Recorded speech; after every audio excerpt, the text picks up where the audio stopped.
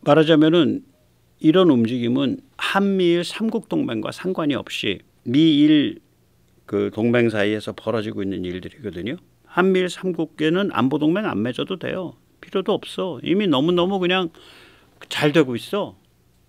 최근 들어서. 그래서 안보 동맹이 필요가 없는 거예요. 또 할 수도 없고 그런 블록 안보를 할 수가 없어요. 미국 일본 사이에서도 안보 동맹을 안보 동맹이지 군사 동맹을 못 맺잖아요. 미국 일본 사이에서도 실제 동맹다운 동맹을 못 맺잖아. 아까도 보셨지만. 그래서 이제 한미일은 이제 삼국 안보 동맹 없이도 이거 없이도가 아니라 없이도를 좀 뺐어요. 예, 함께 해양 안보를 해요. 안보 동맹 삼국 안보 동맹 없는데도 그냥 안보 체제지 그냥 안보 협력 체제지. 왜 그러냐면 해수욕이 겹쳐서 별도의 군사 동맹 없이도 공동 작전하는 것이 지극히 자연스러운 일이에요. 그래서 한미일 삼국 연합 해상 훈련이 이제 윤석열 정부 들어서 굉장히 자주 열리고 있잖아요. 굉장히 좋은 일이죠. 이렇게 해서 일본을 자꾸 이 중국과의 그 대립하는 전선에 최일선으로 끌어내야 돼요. 이번에 8월 달에 중국이 일본 영공 침공하고 엊그저께 러시아가 일본 영공 침공하고 어저께 일본 호위함이 대만 해협을 가로지르고 이거 우리로서는 정말 손뼉치고 좋아할 일이에요. 이거는 윤석열 안보 전략의 대성공을 의미합니다. 그렇게 해서 이 중국 억제에서 생겨나는 압력이 분산돼야 될 거 아니에요. 한미일 세 나라로. 예. 그래서 이게 우리가 이게 동맹이라 그래야 돼, 동맹이 아니라 그래야 돼. 이제 우리가 잘 생각을 해봐야죠. 그래서 과거에는 뭐냐면 뺀질이 구떡 기지국가 일본입니다. 이게 이제 김현철이 강조하는 거죠. 서울대 교수 김현철은 이러한 일본이 뒤에서 음모를 짜서 미국과 중국을 싸움을 붙였는데 그 다음 말은 조심해요. 근데 그 다음 말은 결국 뭐가 되냐면 윤석열이가 철딱서니 없이 그것도 모르고 맨 앞장서서 까불고 있다 이렇게 되는 거지. 그게 이제 좌빨들의 기본 논리예요. 그 기본 논리의 맨 기초 추측도를 이제 서울대 김현철 교수가 제공을 한 거죠. 김현철이 말하는 그런 일본은 과거입니다. 그런 일본 존재했어요. 근데 과거야. 그걸 가지고 지금을 해석하니까 이제 다른 의도가 있는 거죠. 뺀질이 구떡 기지국가 일본인데 이건 미국 동맹 중에 최하 단계가 기지 제공국이거든요. 베이스 프로바이더라고 저는 이름을 달았습니다. 저는 미국 동맹 이건 백모의 분류 기준이에요. 이건 나중에 다시 설명드릴 텐데 제일 밑이 기지 제공국 베이스 프로바이더. 그 다음이 그 이펙터 연동국, 이펙터 인터오퍼레이터인데 이펙터라는 건 타격 무기예요. 좀 급수가 나가는 타격 무기. 그 다음에 제일 상급의 동맹이 뭐냐면은 나이프, 그러니까 네트워크 AI 프레임워크, 나이프 연동국이에요. 나이프 인터오퍼레이터예요. 그래서 그 미국의 동맹국의 그 어떤 그 클래스가 범주가 셋인데. 일본은 이펙터 연동국으로서의 무기를 갖고 있어요. 갖고 있는데 그게 무기가 아까도 보셨지만 그 큰 나라가 그렇게 잘 살던 나라가 아니 몇백 킬로, 900km, 1000km 가는 중거리 타격 무기도 없는 거야. 우리는 그냥 못 살 때부터 개발해서 뭐 현무3 뭐 한국형 토마호크 만들고 미국이 그런 중거리 토마호크를 우리한테 안 파니까 여긴 너무 위험해서 미국 입장에선 우린 별걸 다 했잖아요. 그런 치명적 타격 무기를 중장거리 타격 무기를 우리는 많이 만들고 있는데 일본은 그런 걸 안 해요. 안 했다고요. 원점 타격을 하겠다라고 처음으로 밝힌 게 2022년 12월이란 말이에요. 그러니까 그래서 일본은 타격 능력이 제한돼 있었어요. 그러니까 이펙터 인터오퍼레이터의 역할이 작고 기지 제공, 베이스 프로바이더의 그 역할이 컸던 나라입니다. 그래서 이제 거기까지는 뭐 그러려니 하겠는데 이제 얄미운 게 뭐냐. 25년 동안 제일교포를 북송하잖아요. 일본이 말하자면 북한이라는 게 거대한 아우슈비츠라는 걸 알아요. 압니다. 그리고 그 제일교포 북송 시작한 게 1955년쯤 되는데 6.25 끝난 지 얼마 되지 않을 때야. 그리고 그 북송시켜 놓으면 그 사람들이 인질이 돼서 이 일본에 남아있는 친지들이 계속 달러를 쏜다는 거 알아. 햇볕이지 햇볕. 기시다였을까? 기시다죠. 예, 그 아베의 뭐 외조분가쯤 되죠. 예. 기시다 햇볕이지. 기시다의 자이언트 햇볕이지. 슈퍼 울트라 슈퍼 햇볕.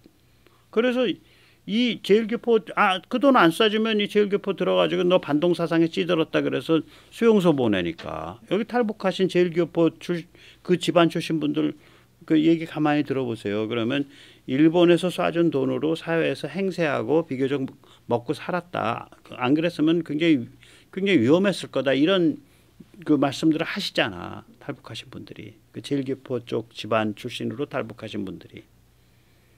그러니까 제일교포 국성 25년이나 했다고. 이건 반인류 범죄예요. 조청년을 방치했죠. 그 와중인 74년에는 조청년에서 훈련받은 문세광이가 유경수 여사를 시해했음에도 불구하고 조청년에 대한 조치는 2000년대 초까지 안 바뀌잖아요. 그러니까 북한이 핵실험할 때까지 안 바뀐다고요. 그때까지 방치한다고. 1978년엔 영해를 축소하죠. 그 동해나 뭐 일본 열도로 뺑뺑 돌아가면서 중국과 러시아의 전함과 잠수함이 마음대로 돌아다닐 수 있게 만들어 놓은 거 아니에요. 그 다음에 키신저 왔다 가니까 닉슨 만나고 나니까 링큼 달려 들어가서 중국과 수교했지. 그 다음에 그 월남에서 미국 패배한다고 그 확실해지니까 아직 월남 정부가 서기도 전에 월맹과 수교를 해요. 그 다음 80년대 초에는 이거 미국이 극도로 반대했거든요. 레이간 정부 때. 근데 꼭 도이체방크랑 일본이 손을 잡고 시베리아 파이프라인 를 깔죠. 그래가지고 미국 CIA가 작업해가지고 그거를 폭파시키죠. 그래가지고 한 2, 3년 늦추죠. 그러니까 이런 그 얌체 같은 짓을 했단 말이에요. 경제동물로서, 이코노믹 애니멀로서. 우린 몰라. 우린 돈 벌면 되지. 돈 그 시장 속에 잠가두면 뭐 그게 빨갱이든 노랭이든 그게 다 착해지는 거야. 뭐 이런 식의 그 플레이를 하죠. 아주 얄밉게. 예. 그게 뺀질이 굿떡이 하는 플레이죠. 근데 이제 이 플레이를 하는데 실제로 일본이 벌떡 일어나게끔 돈을 번 거는 다 이데올로기랑 관계된 전쟁이었거든요. 6.25, 그다음 월남전. 돈은 이데올로기랑 관계된 냉전과 직결된 전쟁에서 돈 버는 놈들이 냉전은 나 몰라. 우리는 경제 동물이야. 이러고 살았으니 이게 얼마나 얄미워요. 그리고 뭐 경제 동물로만 사는 거는 괜찮은데 반인류 범죄 성격이 있다고요. 여기에 제일교포 북송이나 조청년 방치는. 저는 그런 관점에서 반일이에요. 예. 근데 현재는 어떻게 돼 있냐? 타격 능력 갖추겠다는 거야. 그리고 한미일 삼국체제 안에서 대중 최전선으로 끌려 나오고 있잖아요. 여기서 착해진 거지. 그러니까 이제 일본이 미국 동맹국 중에 이펙터 연동국, 그러니까 상당히 빤지력이 있는 그 중거리 타격 무기를 운영하는 국가로 이제 그 지위가 점점 강화되고 있는 거죠. 그 전에도 무기는 있었는데 이 무기의 그 손톱, 발톱, 이빨을 다 뺐단 말이에요. 그런 쪽은 아까 보셨잖아요. 토마호크 같은 거에 해당하는 중거리 타격 미사일이 하나도 없었어요. 일본에. 이제 생기는 게 이제. 예. 이런 관점에서 그러면 그 미국의 동맹으로서의 포지셔닝 이런 거를 가지고 한번 우리가 좀 다른 각도에서 한번 봐보자. 그럼 이렇게 보입니다. 이게 국내에서 제가 제일 처음 제시하는 그림인데요. 제가 아까 말씀드렸잖아요. 이 미국의 동맹이 클래스가 3개다. 하나가 기지제공동맹, 두 번째가 이펙터 연동동맹, 세 번째가 나이프 연동동맹이다. 나이프라는 건 네트워크 기반 AI 프레임워크예요. 이게 이제 국내에서 어떤 밀덕이나 또는 군사 전문가도 이걸 제대로 설명을 안 해요. 왜 그러냐면 미국이 이걸 추구하기 시작한 게 불과 7년밖에 안 됐어요. 그리고 미국이 이걸 덮어서 조용조용하게 해요. 밖으로 안 떠들어. 그래서 미국도 이거를 많이 안 떠들기 때문에 이게 많이 숨겨져 있어요.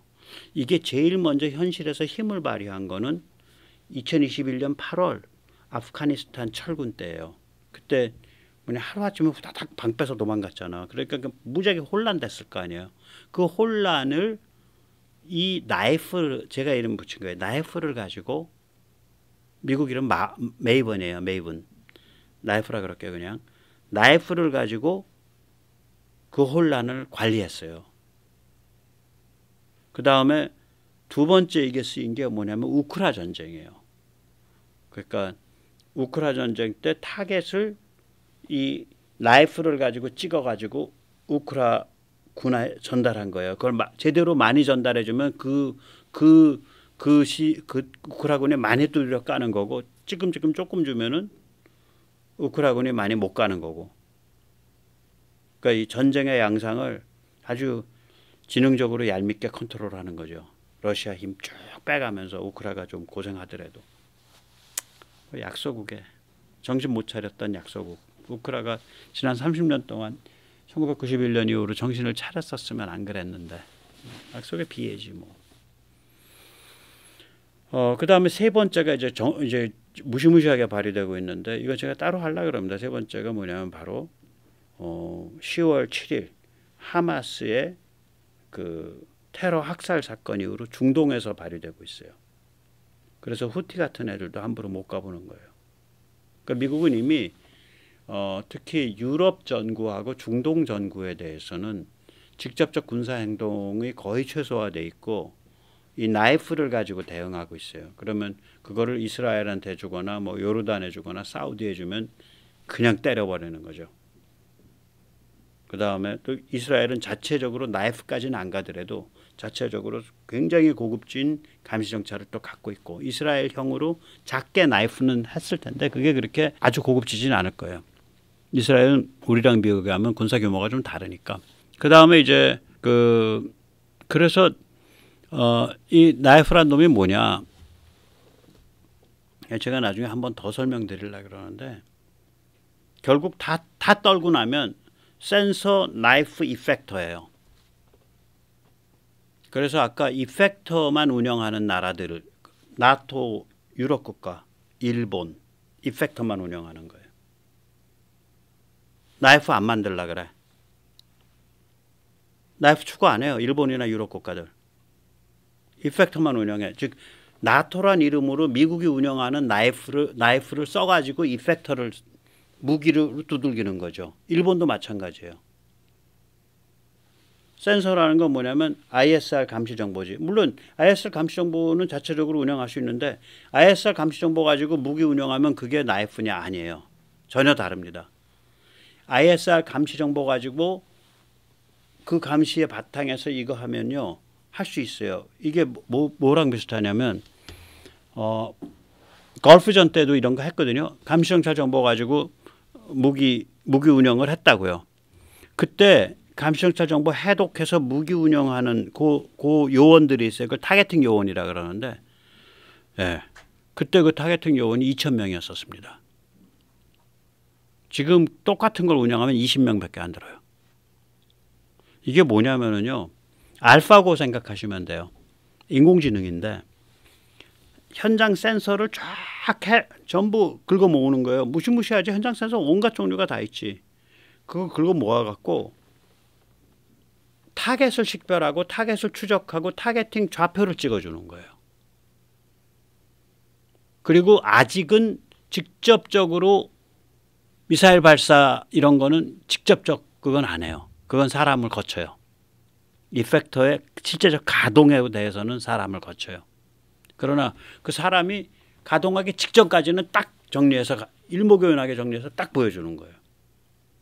그러니까 개별 무기에 들어있는 AI가 문제가 아니라 이 수십만 센서에서부터 받은 걸 가지고 그걸 통합을 해서 그걸 종합을 해가지고 그걸 만들어주니까 이게 구조가 입체 격자 구조를 갖게 돼요. 레티스 구조를. 레티스라는 건 이렇게 막 입체로 짜인 격자 구조거든요. 그래서 이게 그림이 이게 이런 식으로 입체 격자를 그려요. 미 국방부에서 이 시스템 설명할 때 입체 격자로 해서 그림을 그려요. 레티스로 이 가운데 있는 거. 이 AI를 설명할 때. 이게 네트워크 베이스 AI예요. 서방 국가 중에 미국 나이프와 별도로 자체 나이프를 구축하려는 유일한 나라는 어디냐? 저는 대한민국이라고 봐요. 그다음에 자체 나이프를 구축했을 때 뭐 일본도 할 수 있지. 근데 미국 라이프가 연결시켜줘야 될 거 아니야. 미국이 전 세계를 다 보고 있고 강한 장점이 있는데 또 미국이랑 같이 움직이는데 미국이 연동 안 해줘. 그럼 뭐하러 구축해? 일본이 그거 구축한다고 미국이 연동해 줄 것 같아요? 연동 안 해줍니다. 프랑스가 구축한다고 미국이 연동해 줄 것 같아요? 연동 안 해줘요. 근데 한국이 구축하면 연동해줘. 한국이 좋아서도 그렇기도 하고 중국과의 긴장 관계가 있으니까 미국의 알리바이가 필요한 거예요. 아, 한국 애들이 하는 거야. 했는데 우리 뭐 연동을 해줘야지. 그럼 어떻게 그냥 내깔겨 두겠어? 지금 KAMD 한국형 미사일 방어가 그거거든요. 혹은 지금 한국의 탄도미사일이 그거거든요. 혹은 한국의 그 무시무시한 현무3 순항미사일 이런 것들이 그거예요. 한국의 KF-21이 그거예요. 우리는 안 팔았어. 근데 지들이 그렇게 하는 거야. 그거 어떡하겠어. 그냥 우리랑 같이 써야지. 미국은 이러면서 자기 알리바이를 만드는 거예요. 중국에 대해서. 버퍼를 두는 거죠. 우리 힘이 있으니까 우리가 그 버퍼를 점점 넓혀가고 풍부하게 만들고 있는 거예요. 우리 영역이죠. 그 버퍼가. 미국은 버퍼가 필요하고 우리는 버퍼가 넓으면 넓을수록 자유스러워지고 그걸 활용할 수 있는 국력과 기술력이 있는 거고. 그런 게임이에요. 이게 지금. 그 버퍼의 제일 꽃 중에 꽃이 바로 나이프입니다. 그러니까 일본은 나이프를 개발해도 미국이 연동 안 시켜줘. 프랑스가 나이프 개발해도 미국이 연동 안 시켜줘. 근데 한국이 개발하면 연동시켜줄 수밖에 없어요. 특히 한국 정부가 윤석열 정부 같이 이런 분야에 대해서 제대로 된 정부면. 제가 오늘 이거 참 천기누설인데. 그래서 저는 국방비 3.5% 요구한 그 트럼프 쪽 진영 인사, 그러니까 그 로버트 오브라이언, 트럼프 정부 국가안보보좌관이었죠. 예. 이 발언 3.5%쯤 한국이 써야 된다. 이 발언 저는 굉장히 반겨요. 이거는 주둔비 분담금 인상과는 전혀 다른 문제예요. 그러니까 주둔비 분담금은 우리가 이제 더 안 올리면 안 올릴수록 유리해. 그것과 상관없이 국방비는 올려야 돼. 국방비 올려서 그럼 뭐에 써야 되냐? 나이프를 목표로 해서 비핵 첨단 자주국방을 가야 되는 거예요. 미국과 위성 연동할 수 있는 나라 많지 않습니다. 미국과 링크 연동할 수 있는 나라 많지 않아요. 미국과 나이프를 별도로 만들어서 미국 나이프하고 연동할 수 있는 가능성 있는 유일한 나라 한국이에요. 이거 해두면 무시무시한 거예요. 무시무시한 거예요. 이런 게. 예. 예, 그리고 오늘 그리고 이제 아까 말씀드렸지만 3.5% 국방비 썼으면 좋겠다, 뭐 3% 이상 썼으면 좋겠다 이 얘기는 앞으로 이 공화뿐만이 아니라 트럼프가 문제가 아니라 민주공화 다 얘기가 나올 것 같고 우리는 주둔비 분담금은 올리지 않거나 아주 최소로 올리되 우리가 집행하는 국방비는 많이 확보를 해서 그걸 가지고 그러니까 나이프를 목표로 하는 비핵 첨단 자주국방으로 가야 된다. 예, 그런 말씀을 드리고자 합니다. 오늘 여기까지 모시겠습니다. 감사합니다.